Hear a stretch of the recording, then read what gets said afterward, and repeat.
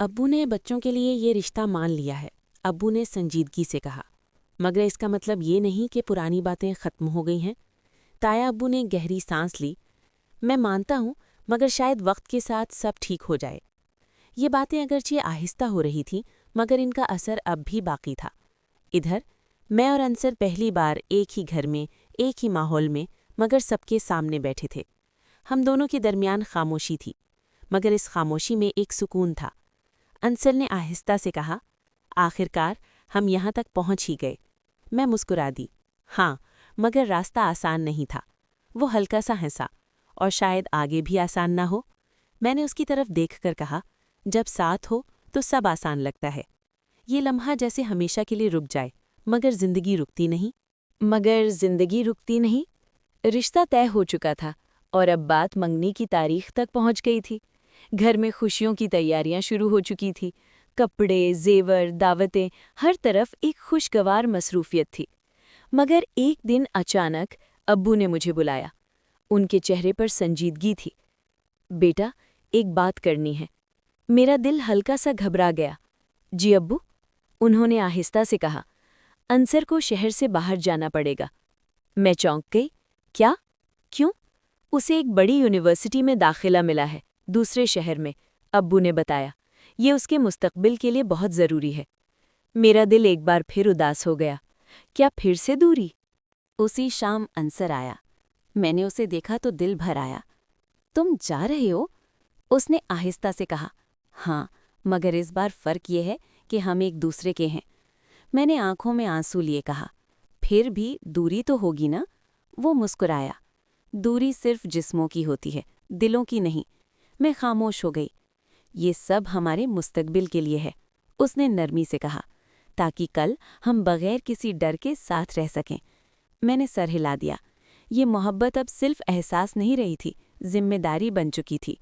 चंद दिन बाद अंसर चला गया, एक नए सफ़र पर। मैं छत पर खड़ी उसे जाते हुए देख रही थी। दिल में एक अजीब सा सुकून भी था और हल्की सी उदासी भी। ये हमारी मोहब्बत का नया इम्तिहान था, मगर इस बार फ़र्क ये था, हम अलग नहीं थे, हम एक थे और हमेशा रहेंगे। अंसर के जाने के बाद घर की फिजा एक बार फिर खामोश हो गई थी, मगर इस खामोशी में पहले वाली उदासी नहीं थी। अब इस खामोशी में एक यकीन था, वो मेरा है और वापस आएगा। शुरू के दिन फिर भी मुश्किल थे। हर शाम छत पर जाकर आसमान को देखना, इसकी याद में खो जाना, अब भी मेरी आदत थी। मगर इस बार एक फर्क था, अब हम अजनबी नहीं थे। हम एक रिश्ते में बंध चुके थे। अंसर दूसरे शहर में अपनी नई जिंदगी शुरू कर चुका था। नया माहौल, नई यूनिवर्सिटी, नई जिम्मेदारियां, मगर इन सब के बावजूद वो रोज मुझे याद करता। अब्बू ने अगरचे पहले बहुत पाबंदियां लगाई थीं, मगर अब आहिस्ता आहिस्ता हालात बदल रहे थे। कभी कभार अम्मी के फोन से बात हो जाती, छोटे छोटे लम्हे, मगर बहुत कीमती। एक रात अम्मी ने फोन मेरे हाथ में दिया। बात कर लो। मेरा दिल जोर से धड़का। मैंने कांपते हाथों से फोन लिया। हेलो। दूसरी तरफ से वही आवाज आई। कैसी हो? मैं मुस्कुरा दी। आंखों में नमी आ गई। ठीक हूँ। तुम कैसे हो?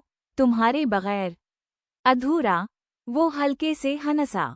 दिल को एक सुकून सा मिला। हम दोनों ने ज्यादा बात नहीं की, बस चंद लम्हे, मगर इन लम्हों में पूरी दुनिया सिमट आई थी। बस कुछ अरसा और, इसने कहा, फिर सब हमेशा के लिए ठीक हो जाएगा। मैंने आहिस्ता से कहा, मैं इंतजार कर रही हूँ, मगर जिंदगी हमेशा सीधी नहीं चलती। एक दिन घर में फिर से वही संजीदा माहौल पैदा हो गया। अब्बू और ताया अब्बू के दरमियान दोबारा किसी बात पर बहस हो गई थी। पुराने मुआमलात, जायदाद और वही तलखियां। हमने रिश्ता बच्चों के लिए माना था। अब्बू ने सख्त लहजे में कहा, मगर इसका मतलब ये नहीं कि सब कुछ भूल जाएं।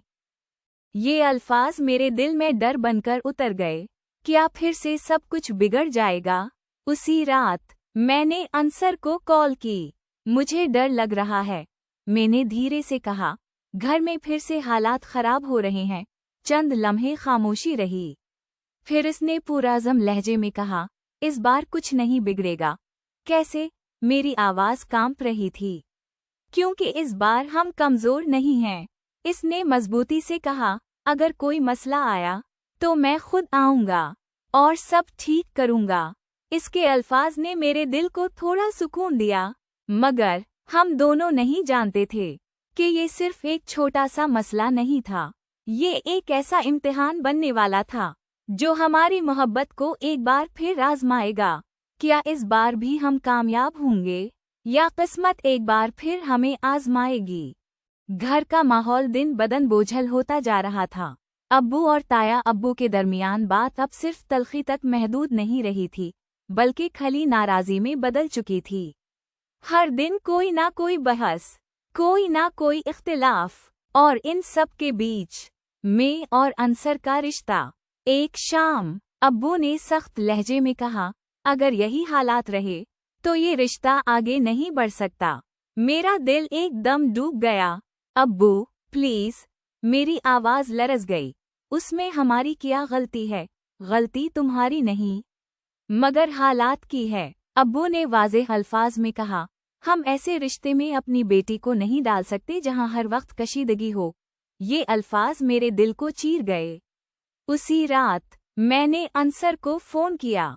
अब्बू, रिश्ता ख़त्म करने की बात कर रहे हैं। मेरी आवाज़ टूट रही थी। चंद लम्हे खामोशी रही, फिर इसने मजबूत लहजे में कहा, मैं कल आ रहा हूँ। नहीं, अभी मत आओ, मैंने घबराकर कहा। ये वक्त ठीक नहीं है, मगर इस बार अंसर रुकने वाला नहीं था। अगर मैं अब नहीं आया तो शायद सब खत्म हो जाए। इसने कहा, इस बार मैं पीछे नहीं हटूंगा, इस बार मैं पीछे नहीं हटूंगा। अगले दिन घर में एक बार फिर दरवाजे पर दस्तक हुई। मेरा दिल जोर जोर से धड़कने लगा। भाई ने दरवाजा खोला। अंसर, वो सीधा अंदर आया, चेहरे पर संजीदगी, आंखों में पुख्ता अज़्म। अंकल, मुझे आपसे बात करनी है, इसने कहा। अब्बू ने सख्त लहजे में कहा, हमने अपना फैसला कर लिया है।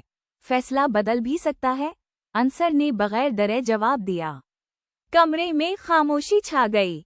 मैं जानता हूँ मसाइल हैं, वो बोला, मगर क्या हम अपनी गलतियों की सजा बच्चों को देंगे? ये अल्फाज सीधा दिल पर लगे। ताया अब्बू भी आ गए। पहली बार अंसर ने अपने अब्बू की तरफ देखकर कहा, अब्बू, अगर हमने अपनी जिद ना छोड़ी तो हम दोनों सब कुछ खो देंगे।